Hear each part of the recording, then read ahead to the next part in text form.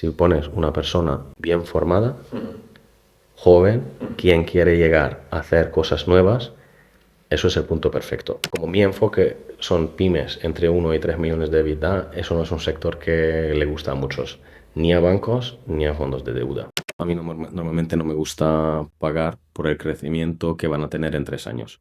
Si tú tienes un enfoque en pymes, tú vas a encontrar nichos súper interesantes que normalmente no sabías que existen. Tenemos una empresa que está creciendo súper bien, que está haciendo control de plagas. Entonces tú tienes una inversión que no estabas pensando que es súper interesante, pero nos hemos metido y estamos creciendo 30% al año. Hay empresarios que dicen, yo me quiero ir. Entonces, ¿cómo gestionáis esas transiciones?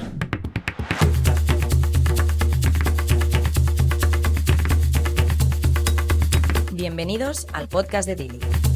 Rainmaker, las mejores historias de Money. Bienvenidos a un episodio más del podcast de Dili. Hoy estamos con Balázs Kusa, Family Office austriaco y usuario de Dili. Bienvenido, Balázs. Muchas gracias por tenerme. No, un placer enorme. Para que todo el mundo te conozca, ¿quién es Balázs y para dónde trabajas? ¿No? O sea, ¿qué es Charlemagne Investment? Empezamos un poco conmigo y después voy a hablar un poco sobre Charlemagne. Yo soy Balázs, soy originalmente húngaro, he vivido los últimos 30 años en Alemania y he mudado hace poco a España. Mi mujer es española, entonces le ha convencido al final que mudamos aquí y hemos viviendo en Sevilla. Yo hago efectivamente toda mi carrera profesional estaba en el contexto de M&A, de fundador de empresas pequeñas y de fondos de inversión. Y hace 3 años, 2 amigos míos me han preguntado si queremos juntar un family office juntos, donde yo soy también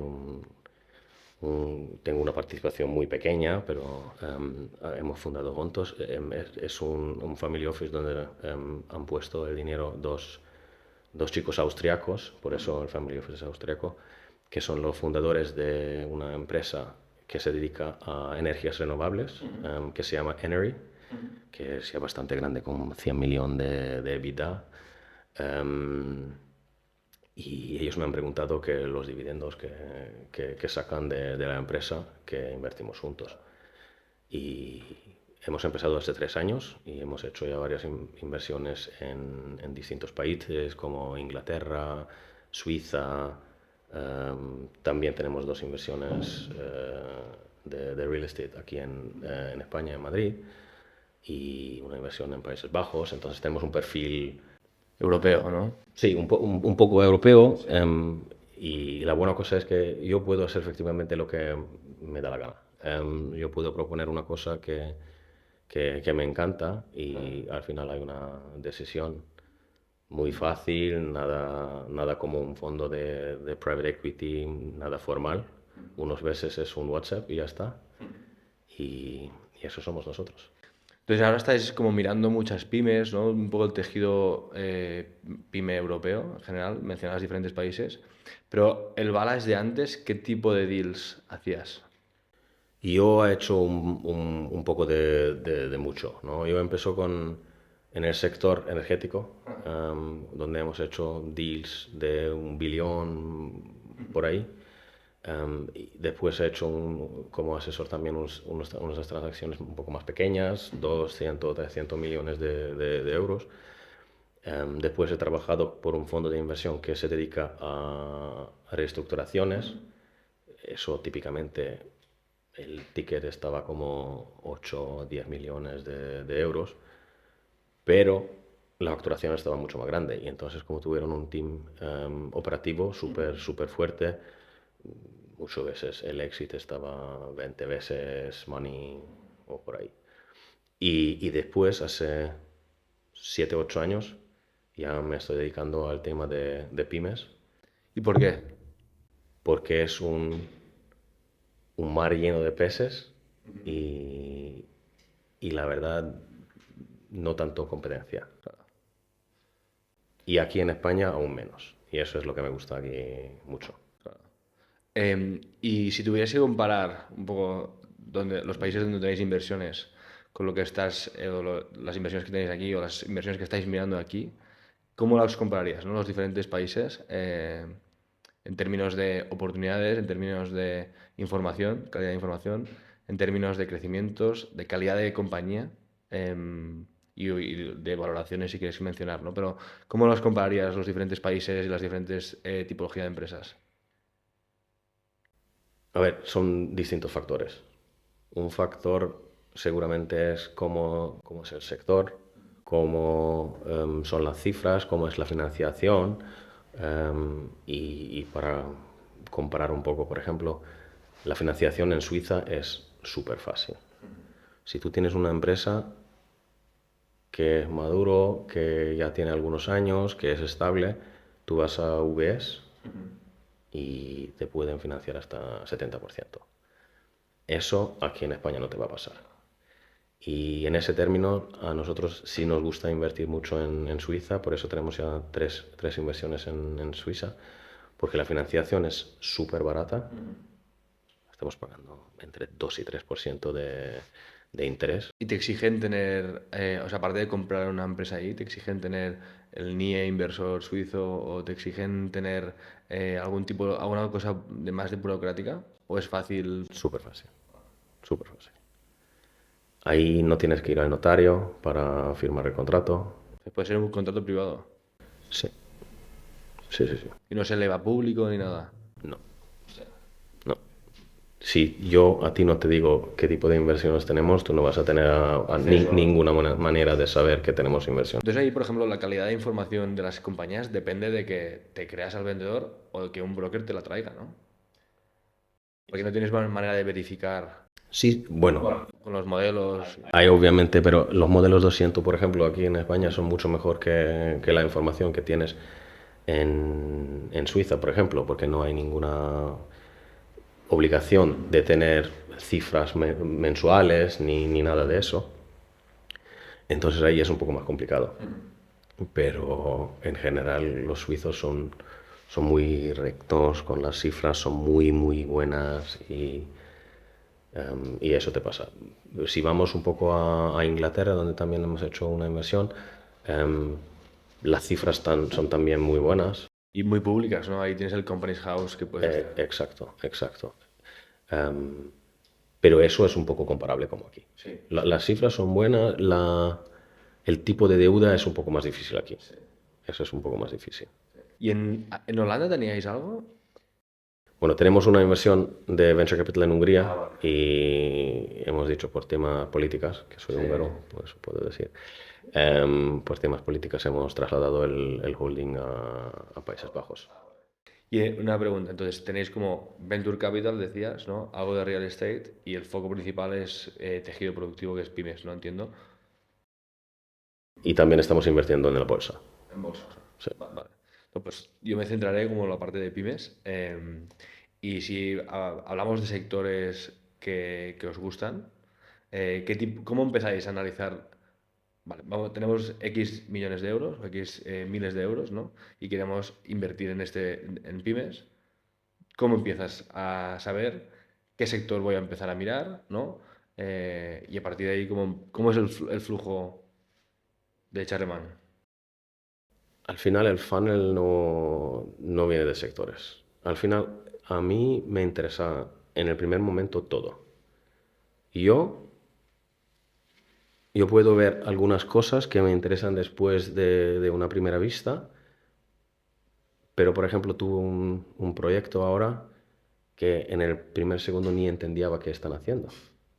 Y al final se cayó el proyecto, pero estábamos 6 meses atrás de esto y atrás de entender qué están haciendo, la estabilidad de la empresa, el caja de flujo,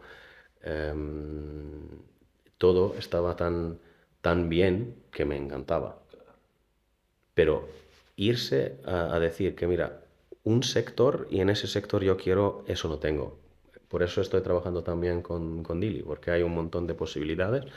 Yo estoy más mirando en el tamaño, lo que me interesa. A mí me interesan empresas entre 1 y 3 millones de EBITDA. Y entonces en Deal ya puedo preseleccionar esta manera y después ahí yo estoy mirando la profitabilidad. Si tiene un margen de EBITDA de 2%, probablemente no me interesa mucho, pero si tú tienes un margen de EBITDA encima de 40%, eso sí me gusta. Y las cosas que hemos hecho hasta ahora, la mayoría tienen un margen de EBITDA súper alta. Muy interesante. Entonces, claro, a veces son procesos no estructurados, ¿no? Entonces tienes que encontrarte una contraparte que realmente quiere vender, que entiende tu perfil. ¿Cómo afrontas esos primeros momentos de negociación? ¿Cómo te gusta plantear las ofertas, las estructuras, ¿no? ¿Es todo cash, con aplazados, garantizados? Y de alguna manera, ¿cómo haces entender, ¿no?, este lenguaje más financiero a la pequeña empresa, ¿no? El empresario que ha hecho toda su vida esto, que es su momento vital, ¿no?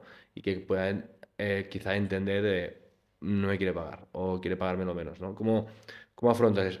Estamos en el momento donde ya has llegado a esa compañía, agnóstico de sector, ¿no?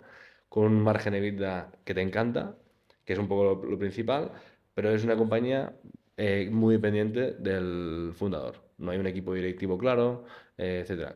¿Cómo es ese momento, no? Yo creo que son tres puntos al final, que son muy importantes para nosotros y, a ver, al final nosotros también estamos haciendo marketing de nosotros hacia los fundadores, los vendedores. El punto número uno, que somos un family office. Y la verdad es que un family office siempre suena mucho mejor que un private equity fund. Por la ventana, no tenéis ventana de salida, ¿no? Exacto, somos súper flexibles y somos gente quien también han fundado empresas que no venimos. De gestionar dinero. Exactamente. Y eso es mucho mejor para un montón de gente. Al final, claro, obviamente si alguien está ofreciéndote 2 veces más EBITDA, le da igual, pero en el primer momento, si hay dos ofertas, yo creo que mucha gente va más en la dirección de, ay, mira, esos no tienen ninguna presión de vender en 5 años, que quieren cuidar mi empresa, y eso es muy importante. El punto segundo es que atrás de nosotros no somos solo los fundadores de Enery, pero hay una red de gente con todos tipos de conocimientos de sectores, y con esta gente yo puedo hablar siempre sobre el mismo sector. Entonces, lo que queremos hacer nosotros siempre aquí en España también es que llevamos la empresa también un poco a otras partes de Europa. Y eso veo ahora mucho, la verdad, que las conexiones de las empresas españolas tienen mucha conexión hacia Latinoamérica, pero no mucho hacia Europa. Y estaba hablando, por ejemplo, con un fundador y le ha preguntado, ¿y el próximo mercado dónde vas? ¿Dónde va a ser? La República Dominicana. ¿Y eso? Y él me ha dicho, porque ahí conozco a alguien. Aunque el mercado es súper pequeño y él no está mirando muy bien que va a ser un esfuerzo muy grande también a entrar en un mercado muy pequeño. Diferentes horas también. Exactamente, exactamente. Y nosotros lo que queremos hacer es abrir las puertas hacia Alemania, hacia Países Bajos, a los nórdicos. Y es eso es el punto segundo. Y el punto tercero es que tenemos la tranquilidad de hacer las cosas juntos. Somos operativos porque yo vengo de un fondo de inversión que es súper operativo, entonces podemos ayudar en la gestión. No tenemos que, ¿por qué? Pero si lo necesitan, sí podemos, porque lo hemos aprendido. Entonces con estos tres puntos, que ayudamos, que vamos también a otros países si necesitáis, y tenemos dinero que no tiene que volver en 5 años, puede ser 10, puede ser 20. Los fundadores de Enery, por ejemplo, son súper jóvenes. ¿Qué edad tienen? Uno es de 80, el otro es de 88. Entonces, si le propongo una cosa, que invertimos algo con duración 20 años, no tiene ningún problema, porque en 20 años todavía tienen... 55 o 60. Sí, sí. No, eso es brutal. esa perspectiva. Vale, soy el empresario. Ya me has convencido, ¿no? Enséñame la oferta. ¿Qué me propones? A nivel de estructura, ¿no? ¿Cómo os gusta estructurar las operaciones teniendo en cuenta pues esa visión quizá más largo plazo o que no tenéis un esquema tipo, ¿no? O sea, que podéis hacer trajes a medida, de alguna manera. No tengo una respuesta totalmente clara. ¿Por qué no? Porque eso depende al final de la empresa. Si tengo una empresa que está creciendo mucho, la verdad es que a mí normalmente no me gusta pagar por el crecimiento que van a tener en 3 años. Entonces, si estamos ofreciendo un múltiple un poco más alto, un parte tiene que ser earnout, porque eso va a ser un parte del crecimiento del futuro. Entonces, eso es un parte. Tampoco no hay cifra fijo, porque eso depende también del crecimiento. La otra cosa es que un parte, a mí normalmente me gusta si tú tienes un vendedor y ese vendedor es una persona natural, pues si hay garantías, si hay problemas, tú tienes que ir atrás de una persona. Y es mucho más difícil ir atrás de una persona que ir atrás de una empresa quien está vendiendo algo a ti. Entonces, en ese caso, a mí sí me gusta tener un 10-15% de vendor loan que repagamos después de X años, porque en esa manera estás asegurando las garantías un poco. Y en una empresa, tú decías, hablando de los earnouts, ¿no? Crecimiento condicionado, supongo, a resultados. Empresa estable. ¿Haces igualmente earnouts sobre alguna condición? ¿O si es estable, bastante recurrente, lo dices, es pagos aplazados, sujetos a mantener? En ese caso no tiene que ser earnout. O sea, puedes hacer todo. Por ejemplo, la empresa que hemos comprado, una de las empresas que hemos comprado en Suiza, donde somos coinversores solo, no nos llevamos, ahí no tenemos ningún earnout. ¿Por qué? Porque esta empresa es como un reloj suizo. Funciona, no está perdiendo clientes, tiene una trayectoria de 13 años, nunca ha perdido un cliente y en ese caso no tenemos que por qué tener un earnout. Tenemos un vendor loan para asegurar del tema de las garantías, pero 0% earnout. ¿A qué se dedica esta empresa? Esa empresa se dedica a... Ellos llevan el registro de accionistas de empresas en Suiza y también están organizando los reuniones anuales de las... De las cotizadas, entiendo, ¿no? No, porque en Suiza es muy común tener una empresa con muchos accionistas.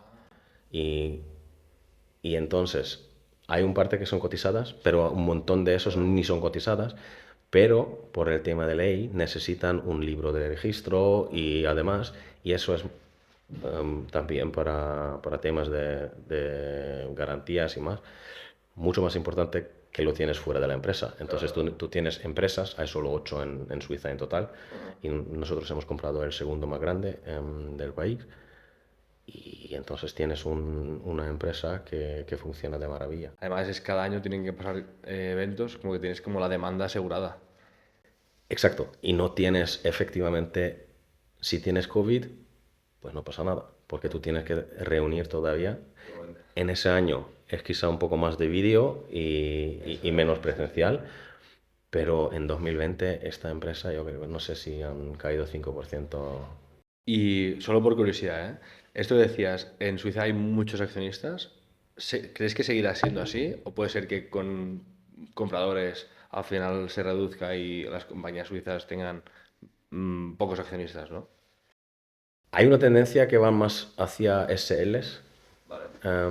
Eso podría ser en algún momento un problema, pero yo creo que Seguirán. las cosas en Suiza son súper lentos. Todo lo que pasa en Suiza es súper lento.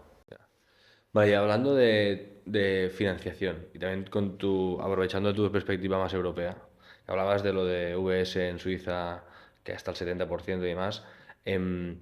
¿Cómo te suele gustar trabajar? O sea, ¿qué visión tienes de la deuda en unas operaciones? Y luego es una cosa, deuda bancaria y la deuda privada. ¿Y cómo la comparas? Si ves deuda privada en España diferente a la de Suiza o a UK o a otros mercados, ¿cómo te suele gustar introducirla? Si la sueles introducir, porque dices, no, nos gusta entrar todo equity, por A o por B, ¿no? O sea, ¿qué dirías en ese sentido, la parte de tu perspectiva y visión de la deuda? A ver, eso es un tema que es definitivamente mucho más difícil aquí que en otros países. Em, yo he hablado con un montón de gente aquí para financiar algunas operaciones y como mi enfoque son pymes entre 1 y 3 millones de EBITDA, eso no es un sector que le gusta a muchos, ni a bancos ni a fondos de deuda. Tú vas a encontrar algunos bancos, pero yo te diría que en este bracket tú tienes dos y uno es regional. Entonces, si vas bajo de Madrid, este banco ya no te va a financiar. Y con el tema de la deuda, yo te diría que hay cuatro. Uno no tiene dinero ahora, no tiene fondos, porque han invertido todo. Uno Esto en España, ¿no? aquí en España. Uno tiene criterios un poco más estrictos. Uno solo te da junior financing y uno no te da más que 4 años. Entonces, ese tema aquí es un poco más difícil. Nosotros, de las operaciones que hemos hecho fuera de España, dos hemos hecho con bancos, dos hemos hecho con fondos de deuda. Entonces, ya ahí también conocemos un poco los mercados.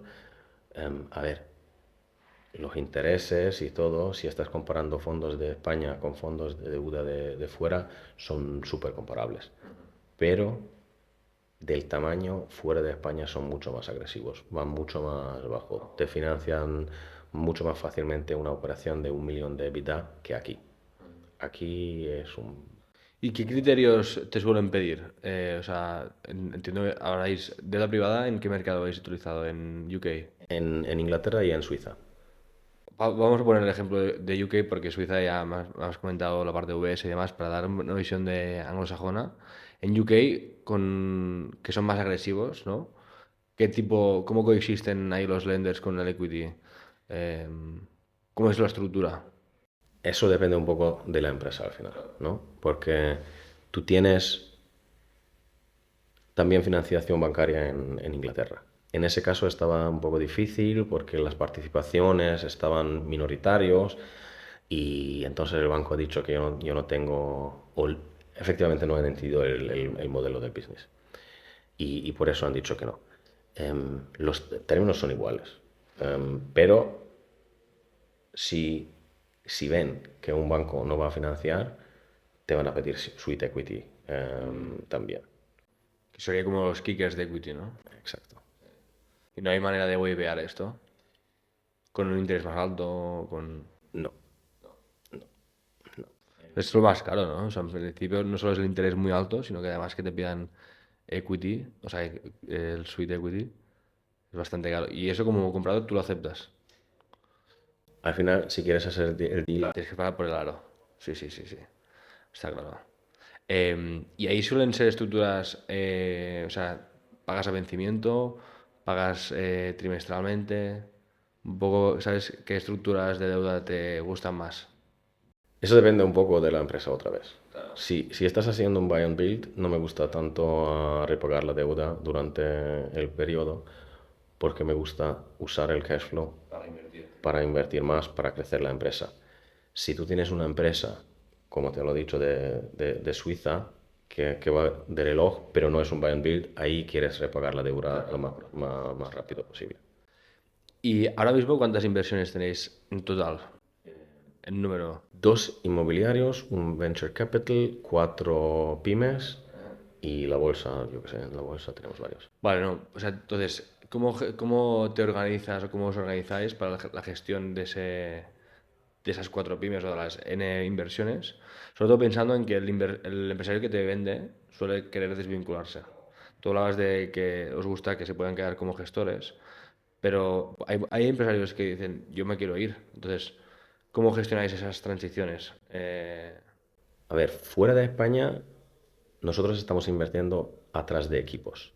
Entonces, en cada país tenemos alguna persona que es quien está llevando el proyecto como GP y nosotros estamos como invirtiendo. No estamos invirtiendo un fondo donde yo no sé al final qué van a comprar. Sabemos que vamos a comprar esta empresa, pero estamos invirtiendo atrás de una persona. ¿Y cómo hemos hecho eso? Bueno, pues En un caso hemos acordado que los fundadores se quedan muchísimos años, en un caso el fundador no estaba importante para la empresa porque estaba operativamente fuera, entonces hemos ido juntos con el gestión que había ya y funciona muy bien. En un caso que estaba muy particular porque el fundador ha fundado la empresa 2 años antes, pero él ya sabía que no es un emprendedor. Él quería quitarse después de 2 años de la gestión y al final él mismo ha encontrado la persona quien va a llevar para nosotros la empresa y la empresa está creciendo un montón. Os ha hecho de headhunter, ¿no? Sí. Y entonces, ¿qué vas a hacer? Yo normalmente no tengo ningún problema para decir que necesitamos a alguien. ¿Por qué? Porque eso he aprendido en el fondo que estaba trabajando yo antes, que si pones una persona bien formada, joven, quien quiere llegar a hacer cosas nuevas, eso es el punto perfecto para meter un chico de 30 años que viene de McKinsey en una empresa así y que le dices, mira, tú puedes hacer más o menos lo que quieres, la estrategia vamos a hacer juntos y hemos hecho muy bien experiencia en el fondo con eso. Y entonces tenemos el gestor, se ha hecho la transición, ¿no? Bueno, se plantea la transición, pero aún no se ha hecho la compraventa. Hacemos la compraventa, ¿no? ¿Cómo son los primeros 100 días, ¿no? De una nueva inversión vuestra? ¿Cómo lo planteáis? Obviamente depende de cada compañía, depende de la estructura, pero más o menos, ¿cómo es vuestro escenario ideal? De, mira, ya hemos llegado a todo, hemos firmado el contrato de compraventa, tengo el gestor o no tengo el gestor, me pongo yo, tengo los fundadores, pero ¿cómo planteáis? Porque al final, entiendo, son compañías que o están creciendo, pero imagínate una compañía estable, ¿no? Que dices, vale, ¿qué cambios tengo que implementar, ¿no? Y qué tengo que hacer durante estos primeros 100 días para que pues, se te den unas bases de mi nueva inversión, ¿no? ¿Qué os gusta hacer en ese sentido? Si vamos a hacer inversiones aquí en España, la primera cosa que yo haría es irme yo personalmente ahí un tiempo. Yo no digo 100 días, porque no creo que yo soy la persona quien tiene que estar ahí 100 días, pero yo miraría dónde hay problemas o dónde hay tipos de cosas que necesitarían una solución en los siguientes X días. Y depende del problema que tenemos, yo buscaría una persona quien tiene una solución para este problema. Pero yo me metería por un tiempo mirando, aprendiendo. Y cuando tenemos eso, lleva la persona quien puede solucionar este problema. Y una pregunta, ahora hablabas de esto de los problemas, y tú ahora has analizado, o sea, tenéis 4 pymes, bueno, probables inversiones, y ahora has analizado muchas otras pymes que quizá no han terminado en buen puerto. ¿Qué dirías que son los principales problemas, que también son las oportunidades que vosotros como inversores debéis ver, de este segmento de compañías, ¿no? O sea, ¿qué son las principales cosas que pueden cambiar, ¿no? Para generar valor de verdad? Y ya, si te atreves, ¿no? ¿Cómo se diferencia entre diferentes países? ¿Estos problemas son los mismos para todos? ¿En algún sitio que has visto hay más ese problema y menos en otro? Yo creo que uno de los temas que estaba comentando yo antes ya, el tema de la regionalidad, que, que si tú quieres crecer y ya tienes un mercado, que puede ser que el mercado es súper pequeño, pero tú ya tienes en España X% del mercado, entonces si tú quieres crecer, tú tienes que ir fuera. Y ese es un poco difícil porque ¿dónde van? Van a Ecuador, van a República Dominicana y eso. ¿Crees que es por el tipo de perfil del empresario antiguo que quizá tenía una limitación de lenguaje, pero quizá las nuevas generaciones no tienen tanto y se atreven más, ¿no? ¿O por qué crees que... Mira, por ejemplo, ahora estaba en Hungría por un proyecto también. Estaba mirando una empresa que también funciona así de 10 años, está profitable, funciona bien, pero tú ves que en la producción no hay ninguna persona quien está enfocándose en mejorar los procesos de la producción, ninguna. Y como yo ni soy la persona súper operativa, pero yo he visto que, mira, es una tontería que tú llevas material del punto A al punto B, al punto C, al punto D, y hay una manera que tú planteas las cosas directamente de A a D. ¿Y por qué haces eso? Y cuando estás hablando con la gestión, buena idea. Después de 10 años operando en una manera profitable, tú podrías hacer las cosas todavía mucho mejor. Y eso son las cosas que puedes facilitar con una nueva vista. O sea, principalmente tú dices las ventas y la parte más operativa de que hay sesgos, ¿no? De que, mira, siempre hemos hecho esto de esta manera y nunca me he planteado ni me he preguntado si hay otra manera, ¿no? Como me funciona, es poco eficiente, pues Eso es una cosa. O lo que pasa también muchísimo, si tienes una empresa que está produciendo algo, que le plantees la pregunta, ¿tienes second source? O, o tus cosas, tus materiales, estás comprando de la misma cosa. Sí, no, yo tengo una empresa que me lleva las cosas solo. Y digo, y en caso que COVID, en caso que yo qué sé, ¿qué pasa? Pues nada, esperamos 6 meses.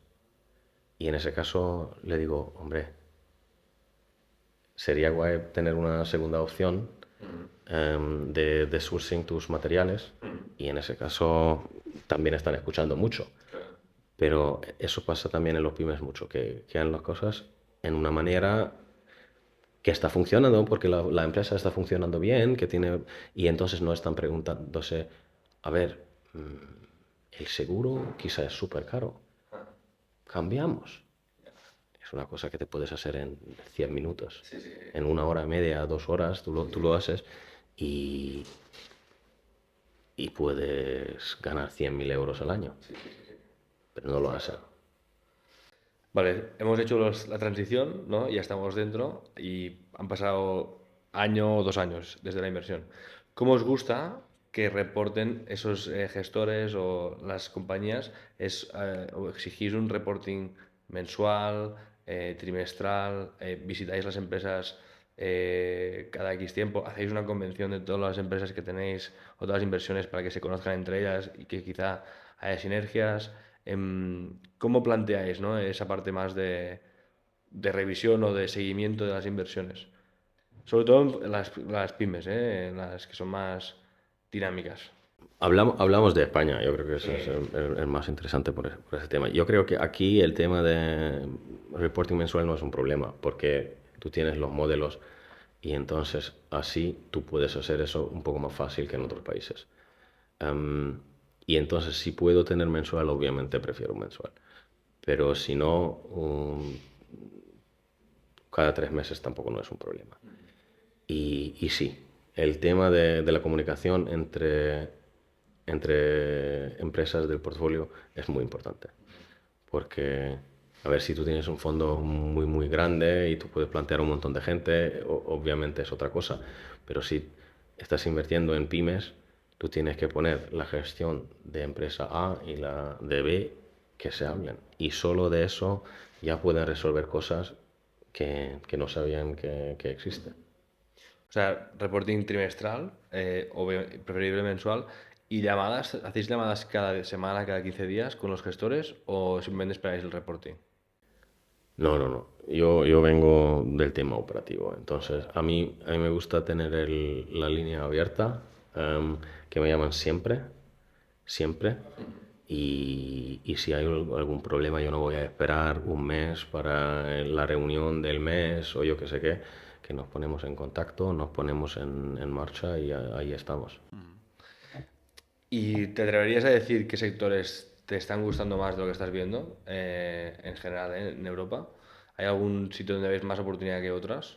No, porque yo estoy conociendo, si tú tienes un enfoque en pymes, tú vas a encontrar nichos súper interesantes que normalmente no sabías que existen.